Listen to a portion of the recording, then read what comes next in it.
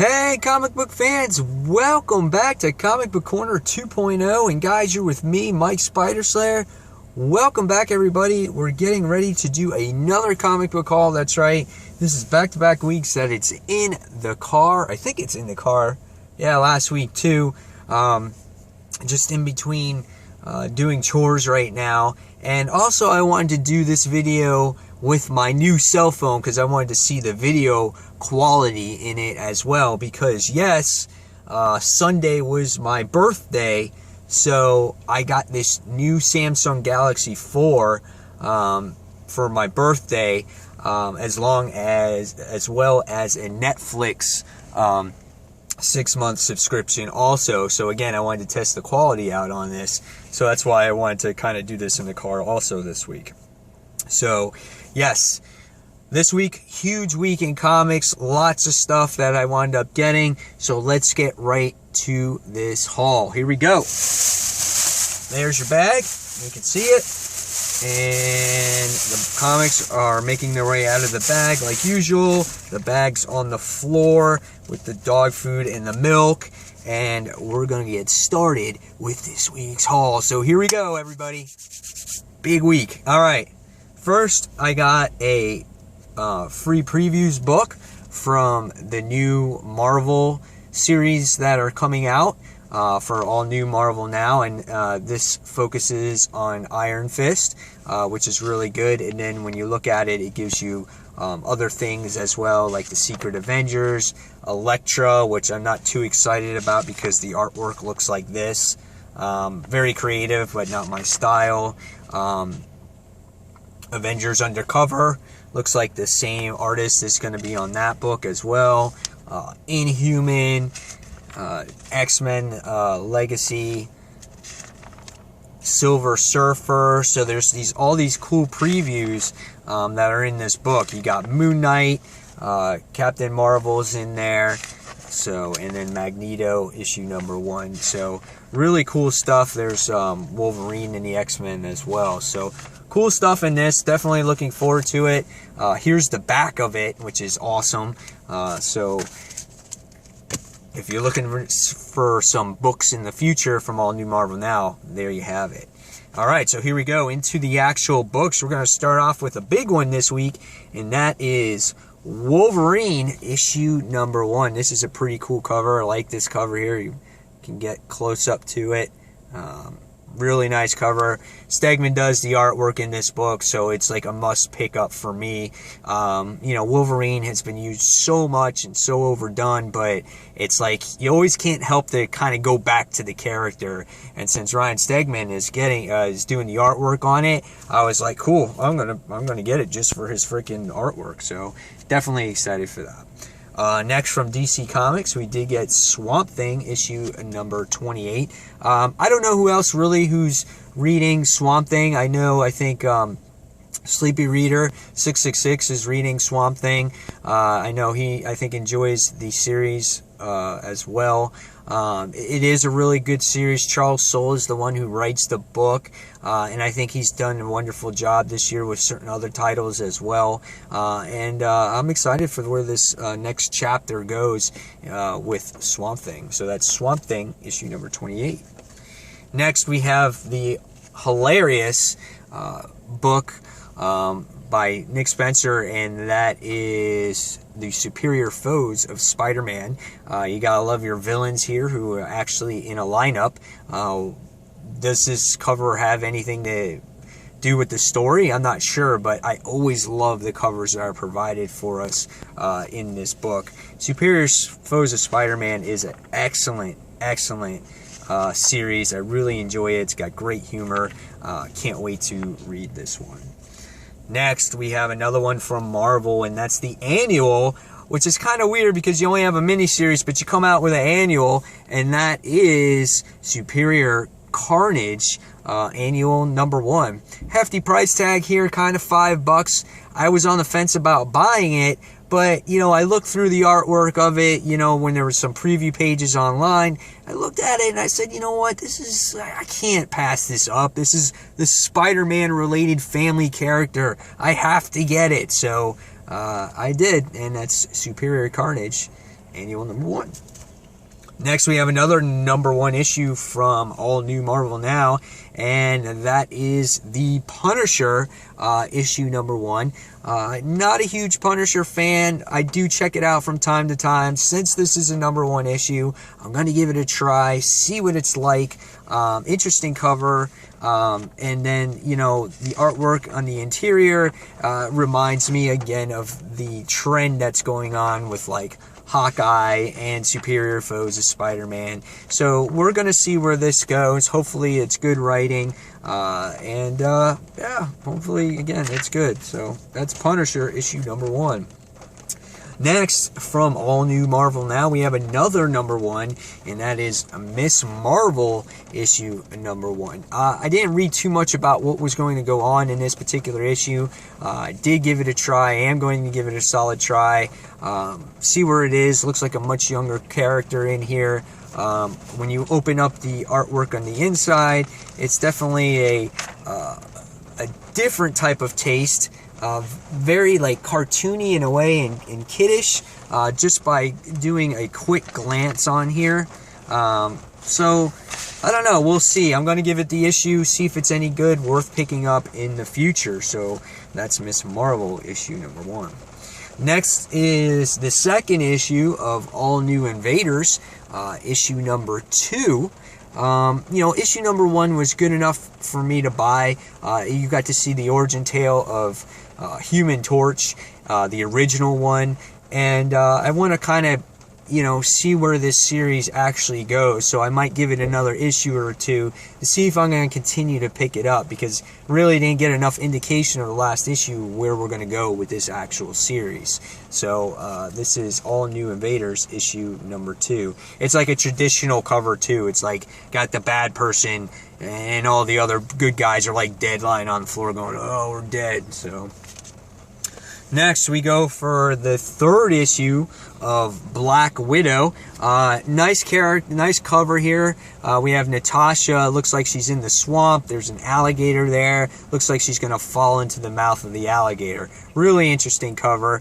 Hoping to see where this series goes with a story arc. Hopefully it's not a bunch of one-shots where the first 2 issues kind of were.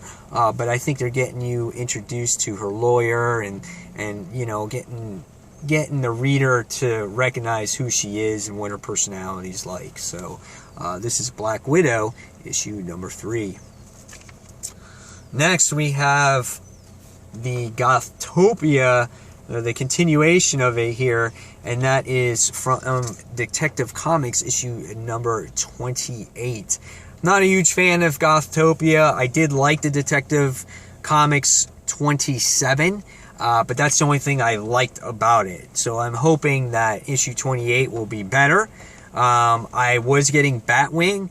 I put it back on the store shelves because I don't like the tie-ins of what's going on with Gothtopia, so I'm trying to stick to just the main story. Like the cover, I have Catbird on there, as you can see. You have Batman on here as well. Nice artwork on here. John Layman's the writer. I do like his writing. He does write Chew. So hopefully, you know, the story in Detective continues to be solid.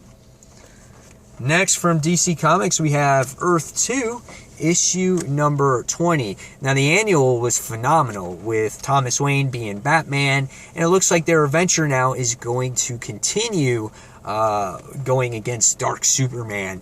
Earth 2 has been a phenomenal turnaround. I thought it was an okay series before, but since Tom Taylor has taken this over, he's put a lot of action, makes you want to read the story, and it's like you can't get enough of it. So his writing ability for this series has been top notch, and I can't wait to read this book. Earth 2, issue number 20. Next, we have another DC tie-in, and that is Forever Evil issue number 5. We have basically, which is the new Justice League, because they're trying to fight against the crime syndicate, and you got a great mismatch of characters here with Lex Luthor and Batman and Catwoman and Bizarro, Sinestro, he made his appearance in the last issue, and Shazam. So I cannot wait to see where this goes with all these characters together and how they're actually going to take over and destroy the crime syndicate. So Very awesome series. I love Forever Evil, the main story, the most. It's a great series. David Finch's artwork, I do like it. It's dark, but it fits the tone of the book because it is dark. You got the bad guys taking over. Alright, so next we have another Forever Evil tie-in. For me, the best, I think this is the best tie-in of them all, and that is Arkham War issue number 5. Peter J. Tomasi writes this one. You gotta love what Bane is trying to do. He's trying to take over Gotham, and he's leaving the Talon to actually control Gotham while Bane wants to control the entire world. Really interesting series here. You got to see new Talons make their appearance and whatnot. So fun stuff. I really like this one. This is a series that you should really read if you're just looking to have a fun, good time with Batman characters. So this is Arkham War, issue number 5. Next, we have Green Lantern, issue 28. This is the double-sided cover. Yeah, what do you think about this? Supergirl has a Red Lantern ring on. I love it. I love the blood. It reminds me of like that movie Carrie. And you got Guy Gardner sitting there with his 1970s haircut and his stash. I really like that. And in freaking Green Lantern house, like, huh? But then when you flip it over, you get this page right here too. And they're like being buried, and Hal's being buried in the blood lake and everything. So it says Red Daughter of Krypton. I'm so interested to see what's going on in this series, how this happened and everything else. And when the Supergirl issue comes out, I'm going to be getting that as well. It just piques my interest a lot there. So next, from DC Comics, we have Green Arrow, issue number 28.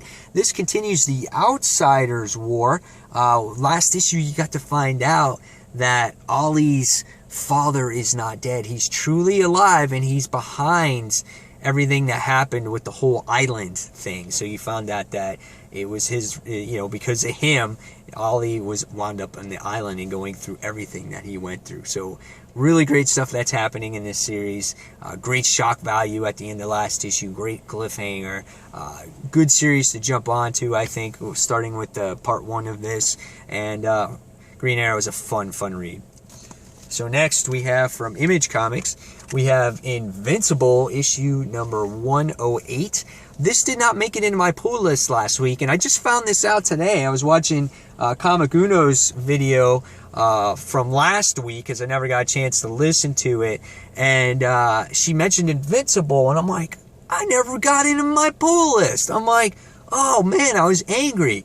I found out that their whole shipment of this book was damaged and it never made it onto the shelf. So I go and get my comics today, and boom, what was on my pile? This was the first thing on top of the pile. Invincible, issue number 108. This has to do with Angstrom Levy here, in the mix, and Invincible wants him dead.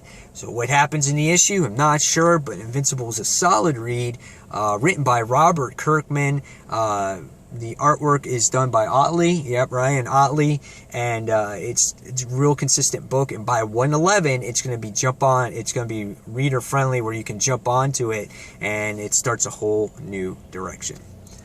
All right, so last but not least, on this haul, we have Harley Quinn 100-page spectacular. Now, this book represents the first 3 appearances of Harley Quinn. They're 3 separate stories, but in case you guys don't know where Harley Quinn came from, what her character is, and anything like that, you're going to get it all here in these classic stories. And if you're a fan of, old school Harley Quinn, that's what you're going to get, guys. You're going to get old school Harley Quinn. So this was definitely a nice book to add into your collection.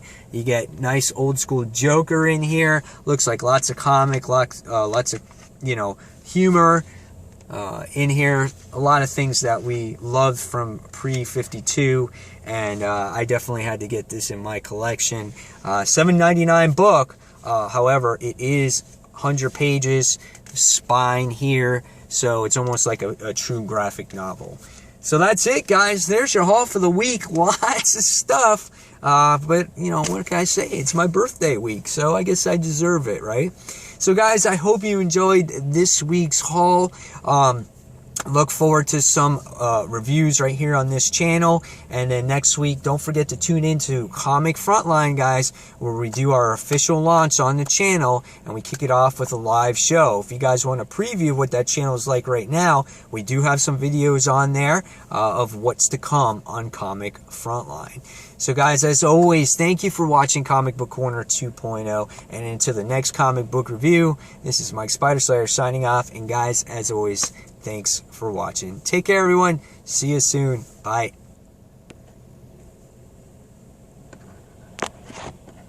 Man, it won't turn off.